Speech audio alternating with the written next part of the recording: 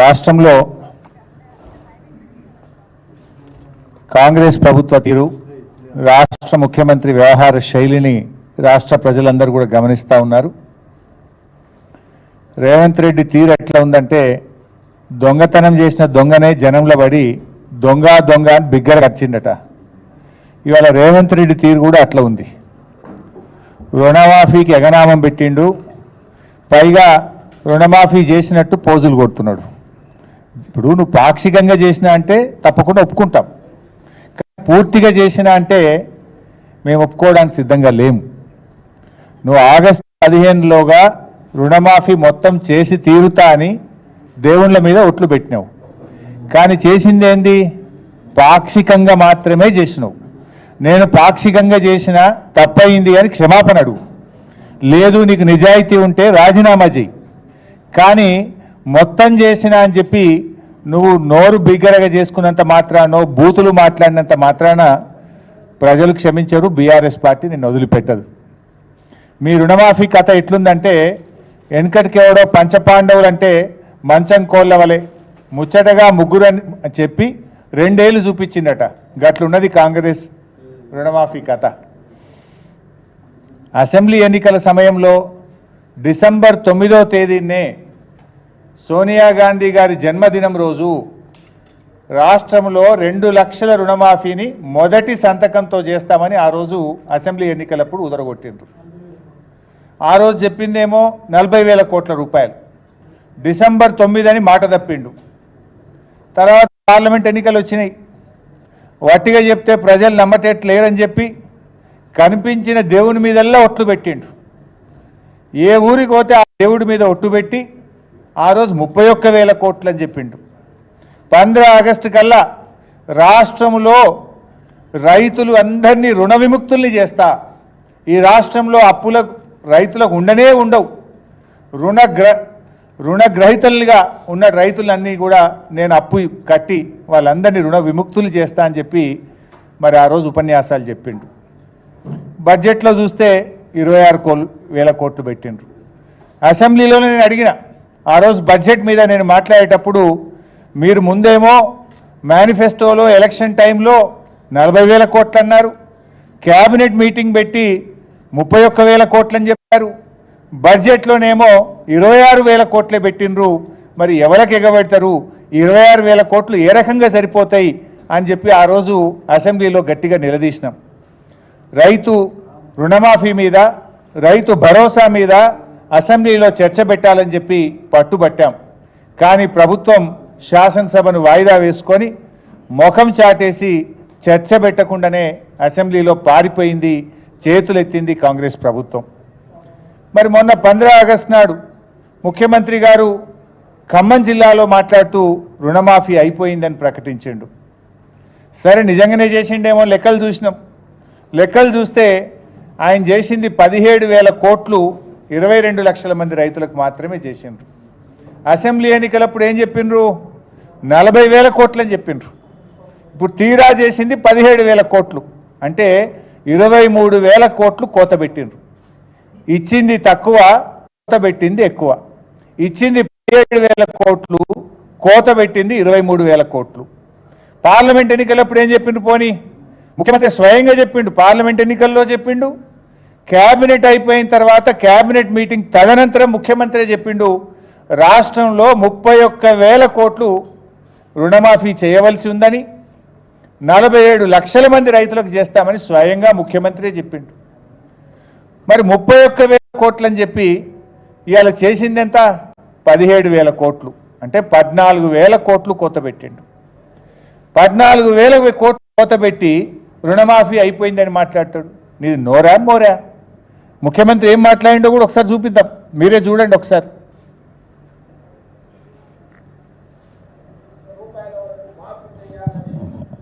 మా మంత్రివర్గంలో మేము నిర్ణయం తీసుకున్నాము, ఈ రుణాలు మాఫీ చేయడానికి దాదాపుగా 31,000 కోట్ల రూపాయలు అవసరం అవుతున్నది. జూలై 18న మొదలు పెడితే ఇవాళ 15 ఆగస్టు, సరిగ్గా 25 రోజుల్లో 18 వేల కోట్ల రూపాయలు రైతుల ఖాతాలోకి బదిలీ చేసిన ప్రభుత్వం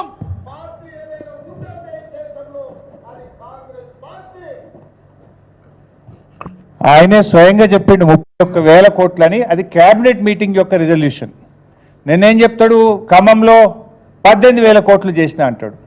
నువ్వు మరి 31,000 కోట్లు అని చెప్పిన నువ్వు 18,000 కోట్లు చేస్తే మరి రుణమాఫీ సంపూర్ణంగా అయినట్టా కానట్టా? ఏ రకంగా ఇది సంపూర్ణంగా అయినట్టు? రైతుల సంఖ్య నువ్వు ఆ రోజు 47 లక్షలని చెప్పినావు, కానీ నిన్నటి వరకు 3 విడతల్లో రుణమాఫీ అయిన రైతులు కేవలం 22 లక్షలు మాత్రమే. అంటే 47 లక్షల రైతులు అని చెప్పి నువ్వు 22 లక్షల మంది రైతులకు మాత్రమే రుణమాఫీ చేసినావు. అంటే ఇది కేవలం 46% మంది రైతులకు మాత్రమే ఈరోజు రుణమాఫీ జరిగింది. అంటే సుమారు 25 లక్షల మంది రైతులకు ఇవాళ రుణమాఫీ నువ్వు ఎగనామం పెట్టినావు. 25 లక్షల మందికి రుణమాఫీ చేయకుండా 54% రైతులకు రుణమాఫీ చేయకుండా నువ్వు రుణమాఫీ అయిపోయిందని చెప్పి గొంతు బిగ్గ చేసుకొని అరిచినంత మాత్రాన రుణమాఫీ జరుగుతుందా? ఇది మోసం కాదా? ఇంకా ఈయనేదో గొప్ప పని చేసినట్టు ఈ పాటి పనికి సిగ్గు లేకుండా ఆయన 100 మాదిగలు కలిసి రుణమాఫీ చేసినామని చెప్పి సంకల్పం గుద్దుకుంటున్నారు. వంది మాదిగలు ఇవాళ మాదులు క్షమించాలి, వంది మాగదులు రుణమాఫీ పూర్తయిందని ఈరోజు వాళ్ళు సంకల్పం గుద్దుకుంటున్నారు. నిజంగా అయింది ఎంత? అయింది తక్కువ, కానటువంటి రైతులు ఎక్కువ. 54% మంది రైతులకు రుణమాఫీ కాలేదు. ఇవి నేను చెప్పిన లెక్కలు కాదు, స్వయంగా క్యాబినెట్ నిర్ణయాలు.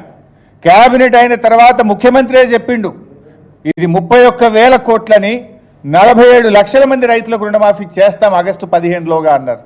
క్యాబినెట్ నిర్ణయం అన్నారు, కానీ చేసింది 17,000 కోట్లు, జరిగింది 22 లక్షల మంది రైతులకు. అంటే ఈ ప్రభుత్వం ఇవాళ రుణమాఫీ విషయంలో పూర్తిగా ఫెయిల్ అయిపోయిందని చెప్పి మనం చక్కగా చెప్పుకోవడానికి అవకాశం ఉంది. ఇప్పుడు ఎట్లుందంటే చెప్పటోనికి చెవుడైనా వినటోనికన్నా వివేకం ఉంటుంది కదా. నువ్వు నీ ముఖ్యమంత్రి కుర్చీలో కూర్చున్నావు, నోటికి వచ్చిన మాట్లాడతావు, కానీ వినే ప్రజలు నేనేమనుకోవాలి? ఆ పదవికి ఉన్న గౌరవం పోదా? నువ్వు క్యాబినెట్లో చెప్పిందేమో 31,000, 17,000 కోట్లు చేసి రుణమాఫీ చేసిన అంటే ఇది ప్రజలను, రైతులను, ఈ రాష్ట్రాన్ని తప్పుదోవ పట్టించడం తప్ప ఇంకోటి కాదు. అయినా ఇంకో మాట, గతంలో మా ప్రభుత్వం ఉన్నప్పుడు ₹1,00,000 రుణమాఫీ చేస్తే 36 లక్షల మంది రైతులకు రుణమాఫీ జరిగింది. ఆ రోజు 17,000 కోట్లు చేశాం. మరి నువ్వు 2 లక్షలకు రుణమాఫీ చేస్తే సంఖ్య పెరుగుతుందా తగ్గుతుందా? నువ్వు 2 లక్షల రుణమాఫీకి చేస్తే ఇప్పుడు నువ్వు ఎంతమందికి అయిందంటున్నావు? 22 లక్షల మందికి అయిందంటున్నావు. మరి 36 నుంచి 22 అంటే 14 లక్షల మంది తగ్గుతారు ఎక్కడన్నా? మేము ఆనాడు ₹1,00,000 రుణమాఫీ చేస్తే 36 లక్షల మంది రైతులకు అయింది. మరి 2 లక్షల రుణమాఫీ చేస్తే 22 లక్షల మందికి ఎట్లయితుంది? అంటే 14 లక్షల మంది రైతులకు నువ్వు కోత పెట్టినావు. వాస్తవానికి 36 కంటే పెరగాలి. 1,00,000కు 2 లక్షలకు తేడా ఉంది కదా. మేము ఆనాడు 1,00,000 చేస్తేనే 36 లక్షలు అయితే, నువ్వు 2 లక్షలు చేస్తే ఈ 47 లక్షలు జరగాలి కదా. కానీ 22 లక్షల మందికే చేసినావంటేనే దీంట్లో అర్థమైపోయింది ఎవరిని మభ్యపెడుతున్నావు, ఇవాళ ఏమనుకుంటున్నారు, ఎవరిని మోసం చేస్తున్నారు అనేది చాలా స్పష్టంగా ఈ రాష్ట్ర రైతులందరికీ కూడా అర్థమవుతా ఉంది.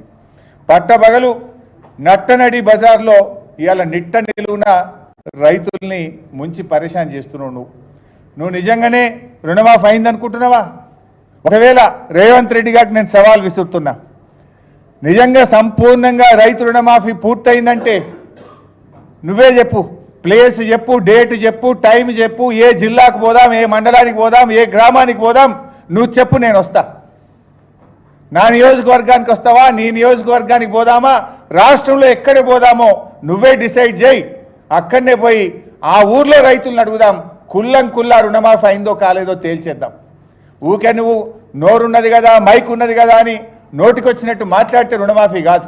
పోదాంపా, ఏ ఊరికి పోదామా, ఏ ఊర్లో నిన్న పోయి అడుగుదాం రుణమాఫీ సంపూర్ణంగా అయిందా కాలేదా. నువ్వు చెప్పిన ప్రకారంగా 15 ఆగస్టుకు ఆ గ్రామంలో రైతులందరికీ రుణమాఫీ అయిందా లేదా మరి అక్కడనే పోయి అడుగుదాం. నేను ఉదాహరణ చెప్తా. ఇవాళ మా జహీరాబాద్ నియోజకవర్గంలో ఏడాకులపల్లి అని ఒక పిఎస్సిఎస్ ఉంటుంది, కోఆపరేటివ్. ఏడాకులపల్లి పిఎస్సిఎస్లో చూస్తే అక్కడ ఉన్నటువంటి రుణమాఫీకి అర్హులైనటువంటి రైతులు 487. 3 విడతల్లో రుణమాఫీ ఎందరికి అయిందంటే 192 మందికి, సగం కూడా కాలే. కావలసిన డబ్బు 6 కోట్లు, అయింది 1,38,00,000. ఇది రుణమాఫీ అయినట్ట. అదేవిధంగా నా నియోజకవర్గంలో తడకపల్లి అనే గ్రామం, సిద్దిపేట మండలం తడకపల్లి గ్రామంలో రుణమాఫీకి అర్హులు 720, అయింది 355. అయింది 355. అదేవిధంగా బోరంపేట, మా వివేక్ గౌడ్ గారి నియోజకవర్గంలో కుత్బుల్లాపూర్ నియోజకవర్గం బోరంపేట పిఎస్సిఎస్లో 632 మంది రైతులు ఉంటే కేవలం 14 మందికి మాత్రమే లోన్ వేవర్ జరిగింది. ఇక రుణమాఫీ అయిపోయిందని నువ్వు మాట్లాడబట్టివి. నా నియోజకవర్గంలోని బక్రీ చెప్పాల్ వెల్కటూరులో రుణమాఫీకి అర్హులైన రైతులు 620, అయింది 320, కానటువంటి వాళ్ళు 400 మంది. ఇవాళ మేము తెలంగాణ భవన్లో ఈ నెల 6వ తేదీ నాడు ఒక కాల్ సెంటర్ పెట్టినాం. రుణమాఫీ కానటువంటి రైతులు తెలంగాణ భవన్కు మీరు వాట్సాప్ మెసేజ్ చేయండి, ఫోన్ చేయండి అంటే మాకు వచ్చిన సంఖ్య 116,441 ఫోన్లు వచ్చినాయి. ఒక్క తెలంగాణ భవన్కు వచ్చిన సంఖ్య 116,441. మాకు రుణమాఫీ కాలేదు అని తెలంగాణ భవన్కు రైతులు ఫోన్ చేసినారు. ఇంత స్పష్టంగా రాష్ట్రంలో రైతులు మాకు రుణమాఫీ కాలేదంటే ఈయన గారేమో అయిపోయిందని చెప్పి మాట్లాడుతూ ఉన్నాడు. ఇవాళ రేవంత్ రెడ్డి గారు ఆయన మాట్లాడేది ఏంటంటే ఎంతసేపు మా మీద మాట్లాడే ప్రయత్నం చేస్తున్నాడు, నన్ను వ్యక్తిగతంగా నిందించే ప్రయత్నం చేస్తున్నాడు. నీ చరిత్ర ఏందో నా చరిత్ర ఏందో రాష్ట్ర ప్రజలకు తెలియదా? నేను నీలాగా మాట తప్పిటోని కాదు. ఏమన్నావు వెనకట, నువ్వు కొడంగల్లో ఓడిపోతే రాజకీయ సన్యాసం తీసుకుంటా అన్నావు. ఓడిపోలేదా నువ్వు? రాజకీయ సన్యాసం తీసుకున్నావా నువ్వు? మాట తప్పిన చరిత్ర నీకున్నది. కానీ అదే మేము మాట మీద నిలబడ్డ చరిత్ర, తెలంగాణ ఉద్యమం నుంచి వచ్చినటువంటి వాళ్ళం, ప్రజల కోసం తెలంగాణ రాష్ట్రం కోసం 2 సార్లు ఎమ్మెల్యే పదవికి, ఒకసారి రాష్ట్ర మంత్రి పదవికి మా నాయకుడు కేసీఆర్ చెప్తే రాజీనామా చేసిన చరిత్ర నాకు మా పార్టీకి ఉన్నది. నువ్వేమో చంద్రబాబు సంకల జొర్రి రైఫిల్ పట్టుకొని ఆనాడు తెలంగాణ ప్రజల మీదకి బయలుదేరిన చరిత్ర నీది. అదే తెలంగాణ ప్రజల కోసం రాజీనామా చేసిన చరిత్ర నాది. ఇవాళ రుణమాఫీ చేసినా రాజీనామా చేయని రంకెలేస్తున్నావు రేవంత్ రెడ్డి గారు. నేను నీకు స్పష్టంగా ఆ రోజు నా సవాల్, మీరందరూ కూడా మీరే సాక్ష్యం, గన్ పార్కులో అసెంబ్లీ ముందు అమరవీరుల స్తూపం దగ్గర నేను చాలా స్పష్టంగా చెప్పిన ఆ రోజు కావాలంటే రిజిగ్నేషన్ లెటర్ కూడా ఆ రోజు ఇచ్చిన కాపీ మీ అందరి దగ్గర ఉంది, మళ్ళీ కూడా ఇస్తా మీకు. ఆ రోజు చాలా స్పష్టంగా చెప్పిన 15 ఆగస్టు లోపు రుణమాఫీ సంపూర్ణంగా చేయాలని, 6 గ్యారంటీల్లో ఉన్న 13 హామీలను సంపూర్ణంగా చేయండి, నేను నా పదవి వదులుకోవడానికి సిద్ధంగా ఉన్నా అని చెప్పిన. రాష్ట్ర ప్రజల కంటే రైతుల కంటే నా పదవి నాకు ముఖ్యం కాదు అని చెప్పిన. కానీ జరిగిందేంది? 6 గ్యారంటీల సంగతి పక్కన పెట్టు, రుణమాఫీని కూడా నువ్వు పూర్తిగా చేయలేదు. అడ్డంగా దొరికిపోయినావు నువ్వు. నేను అనుకున్నట్లే రుణమాఫీ పేరిట రైతుల నెత్తిన కాంగ్రెస్ టోపీ పెట్టిండు రేవంత్ రెడ్డి గారు. ఇది కవర్ చేసుకోవడానికి, తన డొల్లతనాన్ని, తన ఫెయిల్యూర్ను కవర్ చేసుకోవడానికి ముఖ్యమంత్రి గారి పదవి, ఆ పదవి యొక్క స్థాయిని దిగజార్చే విధంగా రోత ప్రచారం మొదలుపెట్టిండు. అధికారంలోకి వచ్చింది, మేము 2 లక్షల రుణమాఫీ చేస్తామని చెప్పిండ్రు. మీరు ఆనాడు ఎలక్షన్లలో కూడా రెచ్చగొట్టిండ్రు, పోండి తొందరగా అప్పులు తెచ్చుకోండి, మేము అధికారంలో రాగానే 2 లక్షల రుణమాఫీ చేస్తామన్నారు. పోనీ తీరా అధికారంలోకి వచ్చినాక జరిగింది ఏంటంటే 8 నెలలు గడిచినాక ఇవాళ రుణమాఫీకి గండి కొట్టినావు. అధికారం దక్కించుకోవడానికి మోసం, దక్కిన అధికారాన్ని నిలుపుకోవడం కోసం మోసం. నీ 8 నెలల ప్రయాణం అంతా కూడా మోసాల చరిత్రనే, మొత్తం మోసాలు తప్ప ఒక్క మాట మీద నిలబడ్డ చరిత్ర లేదు. అదే బీఆర్ఎస్ పార్టీ ఆ రోజు మేము మా 9.5 ఏళ్ల పాలనలో రైతు బంధు కింద 70,000 కోట్లు రైతులకు నగదు బదిలీ చేశాం. రుణమాఫీ కింద 30,000 కోట్లు రైతులకు అందించాం. మా 9.5 ఏళ్లలో 1,00,000 కోట్ల రూపాయలు నేరుగా రైతులకు అందించిన ప్రభుత్వం ఈరోజు బీఆర్ఎస్ ప్రభుత్వం. నువ్వు మాత్రం ఎన్నికల ప్రచారంలో ఉదరగొట్టి ఇవాళ అధికారంలోకి వచ్చిన తర్వాత ఉసూరు పెంచినటువంటి పరిస్థితి. రైతులకు రైతు భరోసా అన్నావు, రైతు కూలీలకు ఇస్తా అన్నావు, కౌలుదారులకు ఇస్తా అన్నావు, అందరికీ ఎగనామం పెట్టినావు. రైతు బంధు పైసలు ఎగ్గొట్టి ఇవాళ ఆ పైసల్ని రుణమాఫీకి డైవర్ట్ చేసి అది కూడా తూతూ మంత్రం చేసినావు. ఇవాళ ఆగస్టు 20వ తారీఖు వచ్చింది. కేసీఆర్ గారు ఉండగా జూన్ జూలైలో రాష్ట్రంలో రైతులందరికీ రైతు బంధు వచ్చింది. మీరు డ్రామా పెట్టినరు. కేబినెట్ సబ్ కమిటీ వేసినాం, జిల్లాలో అభిప్రాయాలు తీసుకుంటాం, అసెంబ్లీలో చర్చ పెడతాం, రైతు భరోసా మీద నిర్ణయం తీసుకుంటాం అన్నారు. ఆగస్టు 20వ తారీఖు వచ్చిన ఈ రోజు వరకు రైతు భరోసా మీద నిర్ణయం తీసుకోలేదు. అసెంబ్లీలో చర్చ పెట్టమని అసెంబ్లీలో చర్చ పెట్టకుండా మీరు పారిపోయింది. మీరు ఆ రైతు భరోసా డబ్బులు ఎప్పుడు ఇస్తారో ఇప్పటిదాకా స్పష్టత లేదు. ఇవాళ రైతులు మళ్ళీ అప్పులు తెచ్చుకుంటున్న పరిస్థితి వచ్చింది. రైతు భరోసా ఎగ్గొట్టి ఆ డబ్బులను రుణమాఫీకి మళ్ళగొట్టి పోని అదన్న పూర్తి చేసినావా అంటే ఆ రుణమాఫీని కూడా సగమే చేసినావు. అది ఇంకేదో మొత్తం చేసినట్టు బిల్డప్లు ఇస్తున్నారు. ఈరోజు ఊళ్ళకి పోతే రైతులందరూ కూడా కన్నీళ్లు పెట్టుకుంటున్నారు. రుణమాఫీ కోసం కాలేదని చెప్పి అగ్రికల్చర్ ఆఫీసర్ల చుట్టూ, బ్యాంకుల చుట్టూ కాళ్ళ చెప్పులు అడిగేదాకా అర్ధరాత్రి పూట కూడా వాన పడుతుంటే రాత్రిపూట కూడా బ్యాంకు మెట్ల మీద పడిగాపులు కాస్తున్న పరిస్థితి ఉన్నది. ఇవాళ ఓపిక నశించి బ్యాంకుల ముందు ధర్నాలు, వివిధ జిల్లాల్లో రాస్తా రోకోలు ఇవాళ జరుగుతున్న విషయం కూడా మీ అందరికీ తెలుసు. ఇవాళ నేను ఒకటే కోరుతున్న రేవంత్ రెడ్డిని, నిజంగా రుణమాఫీ చేస్తే మీరు శ్వేతపత్రం విడుదల చేయండి. అసలు రుణమాఫీ చేసిండ్రా? ఈ రాష్ట్రంలో అప్పు తీసుకున్న రైతులు ఎందరు? రుణమాఫీ ఎందరికి అయింది? ఎంత డబ్బు రైతుల ఖాతాల్లో బదిలీ అయింది? ఎంతమంది రైతులకు రుణమాఫీ అయింది? ఇంకా ఎంతమంది రైతులు మిగిలిపోయినరో శ్వేతపత్రం విడుదల చేయండి. నువ్వు పెట్టినావు కదా అసెంబ్లీలో నీటిపారుదల మీద శ్వేతపత్రం అని, అప్పుల మీద శ్వేతపత్రం పెట్టినావు కదా, రుణమాఫీ మీద శ్వేతపత్రం ఎందుకు విడుదల చేయవు అని నేను అడుగుతా ఉన్నా. రాష్ట్రంలో అర్హులైన రైతులు ఎందరు? నువ్వు రుణమాఫీ ఎందరికి చేసినావు? ఇంకా ఎంతమంది మిగిలిపోయింది? ఎన్నికల ముందు 40,000 కోట్లంటివి, క్యాబినెట్లో 30,000 కోట్లంటివి, చేసిందేమో 17,000 కోట్లు. 17,000 కోట్లు అన్నది కూడా బోగస్ లెక్కలే. ఇవాళ ఆ 17,000 కోట్లు కూడా ఈ రోజుకు రైతుల అకౌంట్లలో పోలేదు. రైతు ఖాతాల్లో పడ్డది ఎన్ని? ఇలా చాలా ఈ 17,000 కోట్లు కూడా రిటర్న్ వస్తూ ఉన్నాయి. ఏది? ఆధార్ కార్డు పాస్బుక్ మ్యాచ్ కాలేదని, రేషన్ కార్డు లేదని, నువ్వు వేసిన 17,000 కోట్లలో కూడా చాలా బయటకు వచ్చినాయి. దమ్ముంటే, నీతి నిజాయితీ ఉంటే శ్వేతపత్రం విడుదల చేయాలని నేను ముఖ్యమంత్రిని డిమాండ్ చేస్తూ ఉన్నా. అసలు ఈరోజు రాష్ట్రంలో ఉన్న రైతులు ఎందరు? అప్పున్న వాళ్ళు ఎందరు? ఎందరికి రుణమాఫీ అయింది? ఎంత డబ్బు రైతుల ఖాతాల్లో జమ అయింది? ఇంకా ఎంత డబ్బు రైతులకు ఇవ్వాలనో శ్వేతపత్రం విడుదల చేయాలని చెప్పి తెలంగాణ రైతాంగం పక్షాన నేను ఈ ప్రభుత్వాన్ని డిమాండ్ చేస్తూ ఉన్నా.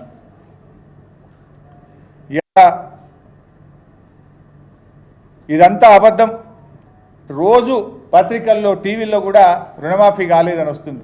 ఇవాళ ఎంత స్పష్టంగా ఒక ప్రధానమైన పత్రిక రుణం తీరలేదు అని చెప్పి రుణమాఫీని పూర్తి వివరాలతోని ఆ పత్రిక ఆధారాలతో సహా రైతుల బాధల్ని కూడా చెప్తూ స్పష్టంగా ఆ పత్రిక వెల్లడించింది. ఒక ప్రధానమైన పత్రిక. అనేక పత్రికల్లో కూడా వార్తలు వచ్చినాయి. ఒకవైపు పత్రికల్లో వార్తలు వస్తున్నాయి, రైతులు ధర్నా చేస్తున్నారు. ప్రధాన ప్రతిపక్షంగా సాక్ష్యాలతో సహా అసెంబ్లీలో కూడా చెప్పాం. కానీ ఈ ప్రభుత్వం ఇంత జరుగుతున్న కళ్ళు, చెవులు, నోరు లేనట్లుగా ఇవాళ రేవంత్ రెడ్డి ప్రభుత్వం వ్యవహరిస్తూ ఉంది. ఇవాళ ఒక విషయం మాత్రం స్పష్టమమ్మా, రేవంత్ రెడ్డి ప్రభుత్వం పరిపాలనలో ఫ్లాప్ అందులో ఏం డౌట్ లేదు మీకు.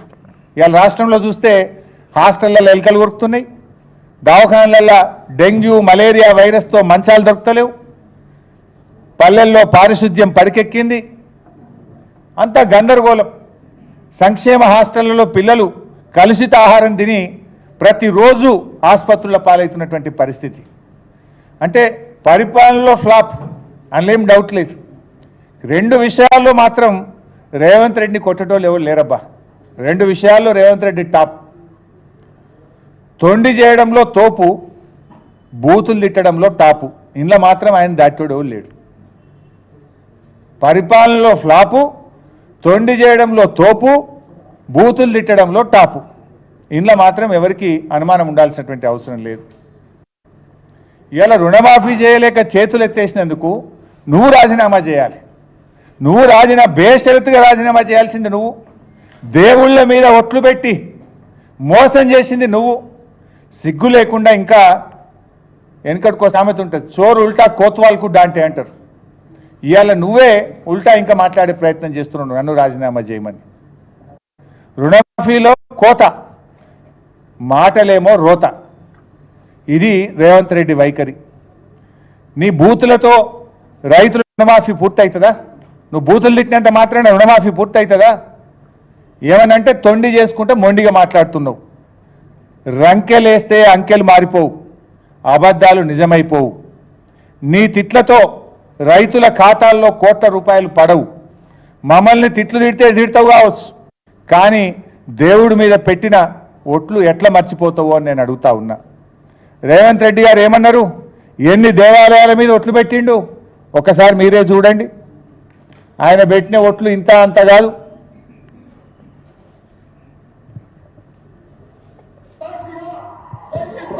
గుడి సాక్షిగా, జోగులాంబ సాక్షిగా, ఆచర సరస్వతి మందిరం మీద ఒట్టే చెప్తున్నా, కొమరవెల్లి మల్లన్న సాక్షిగా, జూబ్లీస్ లో ఉన్న పెద్దమ్మ సాక్షి, కొరమూర్తి స్వామి సాక్షిగా, ఆంధ్ర సుందరపుట్ట సాక్షిగా, అనంతగిరి కొండల్లో ఉన్న పద్మనాభుడి సాక్షిగా, యాదగిరి గుట్ట లక్ష్మీ నరసింహ సాక్షిగా, మెదకు చర్చి సాక్షిగా, ఏడుపాయల దుర్గమ్మ సాక్షిగా, జాంగీర్పీర్ల దగ్గర సాక్షిగా, సేవల సాక్షిగా, బావోజీ సాక్షిగా, 15 ఆగస్టు లోపల 2 లక్షల రూపాయల రుణమాఫీ చేసి తీరుగా. హిందూ దేవుళ్ళు, ముస్లిం దేవుళ్ళు, క్రైస్తవ దేవుళ్ళు, ఈ రాష్ట్రంలో ఉండే అందరూ దేవుళ్ళ మీద ఒట్లు పెట్టిండు. ఇవాళ రేవంత్ రెడ్డి గారు ఎన్ని దేవాలయాల మీద ఒట్లు పెట్టిండో మీరే విన్నారు. యాదాద్రి లక్ష్మీనరసింహస్వామిగా, రామప్ప దేవాలయ శివుడి సాక్షిగా, సమ్మక్క సారాలమ్మ సాక్షిగా, 1000 స్తంభాల గుడి సాక్షిగా, జోగులాంబ సాక్షిగా, బాసర సరస్వతి సాక్షిగా, జూబ్లీ హిల్స్ పెద్దమ్మ సాక్షిగా, కురుమూర్తి సాక్షిగా, సిద్ధులగుట్ట సాక్షిగా, అనంతగిరి కొండల్లో పద్మనాభుడి సాక్షిగా, పాలమూరు ప్రజల సాక్షిగా, జహాంగీర్ పీర్ దర్గా సాక్షిగా, సేవాలాల్ సాక్షిగా, బాపూజీ సాక్షిగా, మెదక్ చర్చి సాక్షిగా, ఏడుపాయల దుర్గమ్మ సాక్షిగా అంటూ గుడి మీద, చర్చి మీద, మసీదుల మీద పెట్టి 15 ఆగస్టు లోపు రుణమాఫీ పూర్తి చేస్తానని ఎన్నికల్లో వాగ్దానం చేసిండ్రు. ఓడదాటదాకా ఓడమల్లప్ప, ఓడదాటినాక బోడమల్లప్ప. పార్లమెంట్ ఎన్నికలు పూర్తయిపోయినాయి. ఇవాళ చేతులు ఎత్తిండు రేవంత్ రెడ్డి గారు. ఇక్కడ బాధ కలిగేది ఏంటంటే, పాలకుడిగా నువ్వు పాపాలు మూడగట్టుకున్నావు. భయం ఏంటంటే రాష్ట్రానికి ఎక్కడ లత్తగొడుతుందో అని ప్రజలు భయపడుతున్నారు. ఎందుకంటే పాలకులు పాపం చేస్తే మరి రాష్ట్రానికి లత్తగొడుతుంది కదా. నువ్వు ఈ రాష్ట్రాన్ని పరిపాలిస్తున్నావు. రేవంత్ రెడ్డిగా నువ్వు ప్రమాణాలు చేస్తే మాకు ఇబ్బంది లేదు, కానీ రాష్ట్ర ముఖ్యమంత్రిగా ప్రమాణం చేసినవే, దేవుళ్ళను మోసం చేసినావు కదా, రైతులకు తీరని ద్రోహం చేసినావు, దేవుళ్లకు తీవ్రమైన అపచారం చేసినావు. దేవుళ్ళ మీద ఒట్టుపెట్టి మాట తప్పిన పాపం ఊరికే పోదు, అది రాష్ట్రానికి చుట్టుకుంటుందేమో అని దేవుణ్ణి నమ్మే వాళ్ళంతా భయపడతా ఉన్నారు. ఆ భగవంతుని మీద నమ్మేవాళ్ళు, ఆ చర్చిను నమ్మేవాళ్ళు, మసీదులను నమ్మేవాళ్ళను ఇవాళ వాళ్ళందరూ కూడా భయపడతా ఉన్నారు. నువ్వు ప్రాయశ్చిత్తం చేసుకుంటే మంచిదిగా, నువ్వు చేసుకునే రకం కాదు. అందుకే నీ పాపం ప్రజలకు శాపం కావద్దని నేనే ఆ దేవుళ్ళ దగ్గరికి వెళ్తా. ఈ రాష్ట్ర ప్రజలకు కీడు జరగొద్దని ఆ భగవంతుని నేను వేడుకుంటా. అన్ని దేవాలయాలకు వెళ్తా, మెదక్ చర్చికి వెళ్తా, జహాంగీర్ పీర్ దర్గా వెళ్ళి, దేవుడా ఈ పాపాత్ముని క్షమించు, ఈ పాపాత్ముడు రైతులు మోసం చేసిండు, నిన్ను కూడా మోసం చేసిండు, కానీ ఈ పాపాత్ముడు చేసిన తప్పుకు ప్రజలకు శిక్ష వేయకు, మా ప్రజలను మరి కీడు చేయకు అని ఆ భగవంతుని వేడుకోవడానికి ఆ దేవుళ్ళ దగ్గరికి, మెదకు చర్చికు, మన జహాంగీర్ పీర్ దర్గాకు వెళ్ళి ఆ దేవుణ్ణి, ఆ దర్గాకు మొక్కులు చెల్లించి మొక్కి వేడుకోవడానికి వెళ్దాం అనుకుంటున్నాం. ఎందుకంటే ఈ ముఖ్యమంత్రి చేసిన పాపం అంతా ఇంత కాదు. ఎందుకంటే ఈయన స్వయంగా దైవద్రోహానికి పాల్పడ్డాడు. రైతులకు మోసం చేసుడే కాదు, దైవద్రోహానికి ముఖ్యమంత్రి పాల్పడ్డాడు. పాలకుడు పాపం చేస్తే మరి అది రాష్ట్రానికి, రాష్ట్ర ప్రజలకు లత్తగొట్టద్దనేదే నా ఆవేదన. అందుకే ఆ దేవుళ్ళ దగ్గరికి వెళ్తాం, ఆ దేవుళ్ళను వేడుకుంటాం. దేవుడా ఈ పాపాత్ముని క్షమించు, రాష్ట్రానికి హాని చేయకు అని చెప్పి ఆ భగవంతుని ప్రార్థించడం కోసం నేనే స్వయంగా దేవుళ్ళ దగ్గరికి మా ఎమ్మెల్యేలు మా పార్టీ నాయకులం వెళ్ళి మరి ఆ భగవంతుని వేడుకోవాలనుకుంటా ఉన్నాం. ఎందుకంటే ఈ ముఖ్యమంత్రి ఇలా ఇంకోటి సింపుల్, మీరందరూ కూడా సీనియర్ జర్నలిస్టులు, రుణం మాఫీ అయిందా లేదా అని తెలుసుకోవడానికి ఏమైనా రాకెట్ సైన్స్ విద్య కావాలన్నా బైసాబ్? ప్రైమరీ స్కూల్ పిల్లగాడిని అడిగినా చెప్తాడు, ప్రైమరీ స్కూల్ పిల్లగాడు కూడా చెప్తాడు కదా ఎంతమంది రైతులు రుణం తీసుకున్నారు, వారికి కావాల్సిన మొత్తం ఎంత, ఎంతమంది అకౌంట్లలో డబ్బులు పడ్డాయి, ఎంత డబ్బు పడ్డది అన్నదే విషయం కదా. ఆగస్టు 15లోగా ముఖ్యమంత్రి గారు చెప్పినట్టు 31,000 కోట్లు రైతుల అకౌంట్లలో పడితే నిజంగానే రుణమాఫీ అయింది అనుకునేటోళ్ళం. కానీ ముఖ్యమంత్రి చెప్పిండు ఆగస్టు 15 నాటికి 17,000 కోట్లే వేసినా అని చెప్పిండు. అంటే మిగతా 13,000 కోట్లు 15 ఆగస్టు నాటికి నువ్వు వెయ్యలేదు అనేది స్పష్టం కదా. ఇంకా ఉల్టా నన్ను రాజీనామా చేయమంటాడు, ఎక్కడైనా దూకి చావమంటాడు, సిగ్గులేని జాతి అంటాడు, తాటి చెట్టు లెక్క వెరిగినావని చెప్పి బాడీ షేమ్ చేస్తున్నాడు ముఖ్యమంత్రి. అసలు ఒక ముఖ్యమంత్రి ఈ రకంగా మాట్లాడొచ్చునా? కులమతాలకు రాగద్వేషాలకు అతీతంగా పాలన చేస్తానని రాజ్యాంగం మీద ప్రమాణం చేసినటువంటి సీఎం స్థానంలో ఉన్నటువంటి వ్యక్తి ఇట్లా మాట్లాడొచ్చునా? విఘ్నులైనటువంటి రాష్ట్ర ప్రజలు రైతులు ఆలోచించాలని నేను కోరుతా ఉన్నా. నేను మాట్లాడలేకనా? అంతకు తాత మాట్లాడగలుగుతా, అంతకంటే గట్టిగా తిట్టగలుగుతా. కానీ మనము ప్రజల చేత ఎన్నుకొని రాజ్యాంగం మీద ప్రమాణం చేసి దేవుడి మీద ప్రమాణం చేసి రాగద్వేషాలకు అతీతంగా మనము పరిపాలన చేస్తామని చెప్పి ప్రమాణం చేసి ఈ రకంగా అబద్ధాలు మాట్లాడుతూ దేవుళ్ళ మీద ఒట్లు పెడుతూ మరి మాట తప్పితే ఇది ఏం చేయాలనో రాష్ట్ర ప్రజలు విఘ్నులైనటువంటి రైతులు ఆలోచించాలని చెప్పి నేను కోరుతా ఉన్నా. ఎందుకంటే కూడికలు తీసివేతలు ఇందులో ఏమున్నది సింపుల్. నువ్వే చెప్పినావు 47 లక్షల మంది రైతులు అన్నావు, చేసింది 22 లక్షలు. నువ్వే చెప్పినావు 31,000 కోట్లని, చేసింది 17,000 కోట్లు. ఇది సింపుల్ కదా. 7వ తరగతి చదువుకున్న స్కూల్ పిల్లవాడిని అడిగినా రుణమాఫీ మొత్తం అయిందా కాలేదా అంటే లెక్కలు చెప్తాడు కదా. దానికి ఇంత రాద్ధాంతం ఎందుకు, నువ్వు ఇంత లొలివెట్టుడు ఎందుకు, ఈ డ్రామాలు ఎందుకు అని నేను అడుగుతా ఉన్నా. అంటే ముఖ్యమంత్రి ఆయనకు అర్థమైంది ఫ్లాప్ షో అని, రుణమాఫీ చేయలేకపోయినా అని ఆయనకు అర్థమైపోయి ఇలా అడ్డగోలుగా మాట్లాడుతున్నారు రేవంత్ రెడ్డి గారు. ప్రతిపక్షాన్ని సైద్ధాంతికంగా ఎదుర్కొనలేక ఇవాళ సీఎం రేవంత్ రెడ్డి ప్రశ్నిస్తున్న వాళ్ళను చావాలని కోరుకుంటున్నాడు. ప్రశ్నించిన వాళ్ళను, మేము ఆ రోజు ఉద్యోగాల గురించి మాట్లాడితే చావాలని మాట్లాడిండు, రైతుల రుణమాఫీ మాట్లాడితే చావాలని కోరుకుంటున్నాడు. ఈయన చూస్తుంటే ఎట్లా కనబడుతుందంటే రేపు భౌతిక దాడులకు కూడా పురిగొల్పేటువంటి ప్రయత్నం చేస్తున్నట్టు కనబడతా ఉంది. అంటే ఇవాళ చావాలనుకున్నాడు, రేపు చంపడానికైనా ప్రయత్నం చేస్తాడా అనే అనుమానం కలుగుతూ ఉంది ఈరోజు. అయినా మేము భయపడం, నీ గాడ్ ఫాదర్లకే భయపడలే, నీ తాటాకు చప్పుళ్లకు బెదరం మిస్టర్ రేవంత్ రెడ్డి గుర్తుపెట్టుకో అని చెప్తా ఉన్నా నేను.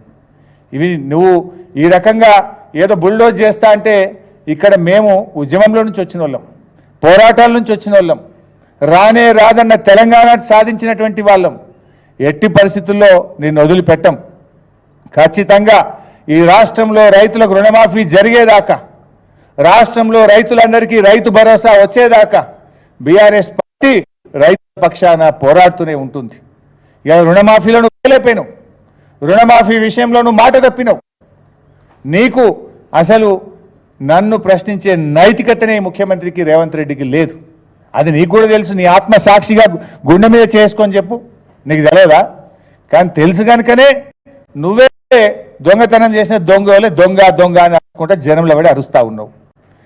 ఎందుకంటే ఉల్టా చోర్ కోత్వాల్కు డాంటే అన్నట్టు నువ్వు తప్పు చేసి ఇంకా మమ్మల్ని ప్రశ్నించే ప్రయత్నం చేస్తున్నావు. ఈ రాష్ట్రంలో రైతులు నీ మాటలు విని ఏమనుకుంటారు? రుణమాఫీ కానీ రైతులు ఏమనుకుంటారు? రుణమాఫీ పూర్తయిపోయిందని చెప్పి రేవంత్ రెడ్డి ప్రకటిస్తుంటే రుణమాఫీ కానటువంటి రైతులు ఏఈఓల చుట్టూ, వ్యవసాయ శాఖ అధికారుల చుట్టూ, బ్యాంకుల చుట్టూ తిరిగే రైతులు నిన్ను చూసి ఏమనుకుంటారో ఒక్కసారి నువ్వు ఆలోచించుకో.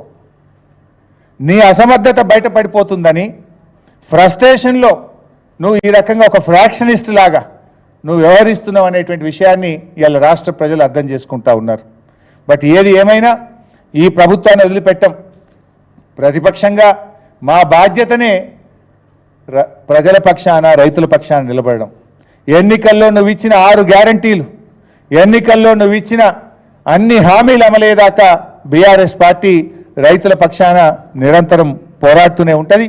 నీదంతా కూడా ఉత్త మాటలు తప్ప నీ ఎక్కడ కూడా నిజాయితీ లేదనేటువంటి విషయం ఇవాళ ప్రజలకు అర్థమైంది. మేము త్వరలోనే బీఆర్ఎస్ పార్టీ పక్షాన ఒక కార్యాచరణ కూడా ప్రకటించబోతున్నాం. మొత్తం రాష్ట్రంలో రైతులందరికీ రుణమాఫీ జరిగేదాకా ఒక స్పష్టమైన కార్యాచరణ రాష్ట్ర వ్యాప్తంగా బీఆర్ఎస్ పార్టీ రైతుల పక్షాన పోరాడే విధంగా, రైతులందరినీ కూడా జాగృతపరిచే విధంగా, రైతులందరికీ రుణమాఫీ జరిగేదాకా, రైతులందరికీ రైతు భరోసా అందేదాకా కూడా మేము రైతులకు ఒక కార్యాచరణ ఇచ్చి బీఆర్ఎస్ పార్టీ తరఫున ఓ పెద్ద ఎత్తున కార్యక్రమం కూడా తీసుకుపోతున్నాం. త్వరలోనే ఆ కార్యాచరణ కూడా ప్రకటిస్తాం. Thank you.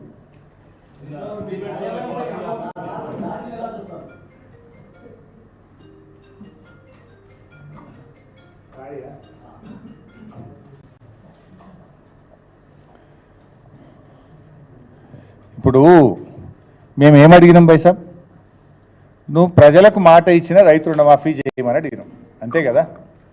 నేను అసెంబ్లీలో అడిగినా, బయట అడిగినా, ప్రభుత్వానికి సవాల్ వేసిన. నేను అడిగింది ఏమి గొంతెమ్మ కొరకే కాదు, నేను అడిగింది నా వ్యక్తిగతమైన విషయం అంతకంటే కాదు. నువ్వు ఆ రోజు డిసెంబర్ 9 నాడే 2 లక్షల రుణమాఫీ చేస్తానని, రైతులందరూ పరిగెత్తి బ్యాంకులకు వెళ్ళి అప్పులు తెచ్చుకోండి, మొదటి సంతకం రుణమాఫీ మీదనే అని చెప్పి నువ్వు మాట్లాడినావు. నువ్వు డిసెంబర్ 9 చేయలేదు. ఏనాడే గద్దెనెక్కినావు, 2 రోజుల ముందే ఎక్కినావు, కానీ డిసెంబర్ 9 రుణమాఫీ చేయలేదు. నువ్వు రుణమాఫీ చేయలేదని నువ్వు ప్రజలకు ఇచ్చిన హామీని నేను ప్రశ్నించిన. ఒక ప్రధాన ప్రతిపక్ష పార్టీగా ప్రశ్నించడం నా బాధ్యత, నా హక్కు, ప్రజలు నాకు ఇచ్చిన బాధ్యత. నేను నిన్ను ప్రశ్నిస్తే నువ్వు 15 ఆగస్టులోకి చేస్తా అని కొత్త డెడ్ లైన్ పెట్టినావు. పోనీ ఆ 15 ఆగస్టులోగానైనా చేసినావా అంటే ఆ 15 ఆగస్టు లోపు కూడా నువ్వు రుణమాఫీ చేయలేదు. చెప్పింది 46 లక్షల మంది రైతులు, చేసింది 22 లక్షల మందికి. చెప్పింది 31,000 కోట్లు, చేసింది 17,000 కోట్లు.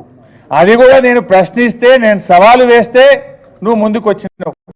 అది కూడా నేను ఇవాళ రైతుల పక్షాన మా పోరాటం, బీఆర్ఎస్ యొక్క కృషి ఇవాళ పాక్షికంగా 46% రైతు రుణమాఫీ అయిందంటే కూడా అది బీఆర్ఎస్ యొక్క పోరాట ఫలితం. బీఆర్ఎస్ ప్రశ్నిస్తే జరిగింది. కానీ ఇవాళ నువ్వేం చేస్తున్నావు? నువ్వు రైతులకు రుణమాఫీ చేయమంటే ఇవాళ భౌతిక దాడులకు పురిగొల్పే విధంగా ముఖ్యమంత్రి రెచ్చగొడుతున్నాడు, చావుమని మాట్లాడుతున్నాడు, కాంగ్రెస్ కార్యకర్తలు రెచ్చగొట్టే ప్రయత్నం చేస్తుండు.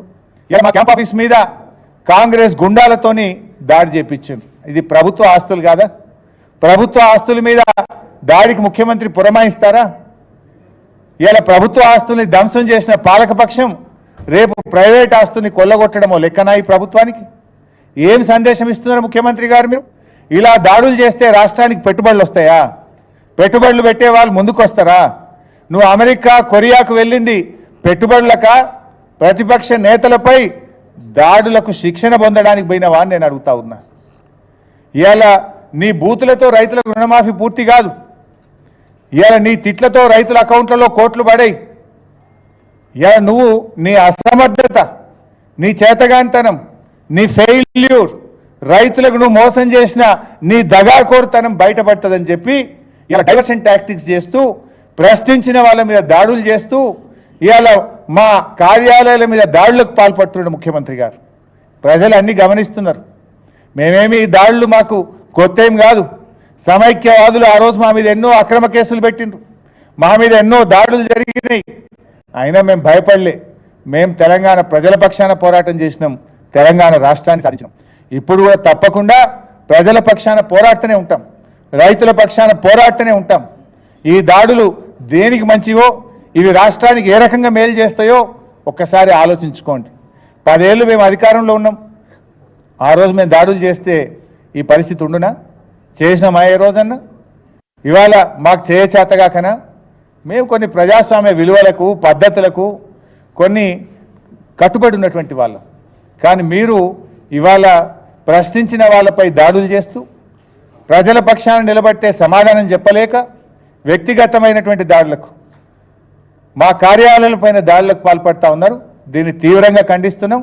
ఇటువంటి చర్యలు పునరావృతమైతే మరి దాని పరిణామాలు కూడా చాలా తీవ్రంగా ఉంటాయని చెప్పి హెచ్చరిస్తున్నాం.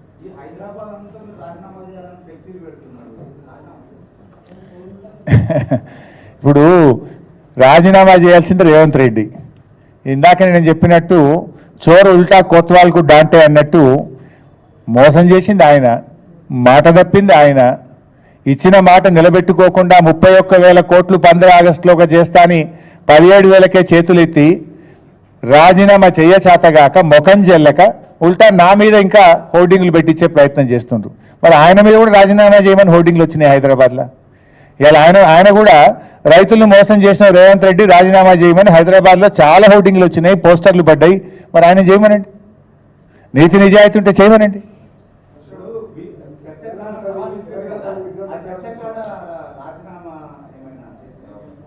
ఏమంటారే? తప్పకుండా ఈ ప్రభుత్వం యొక్క ఫెయిల్యూర్ని ఎండగడతాం, ఈ ముఖ్యమంత్రి గారి దయాకోర్తనాన్ని ఎండగడతాం, ముఖ్యమంత్రి గారు మాట తిప్పిన తీరును ఎండగడతాం, ప్రజల్లోకి వెళ్ళి అన్ని వివరంగా చెప్తాం. పైసా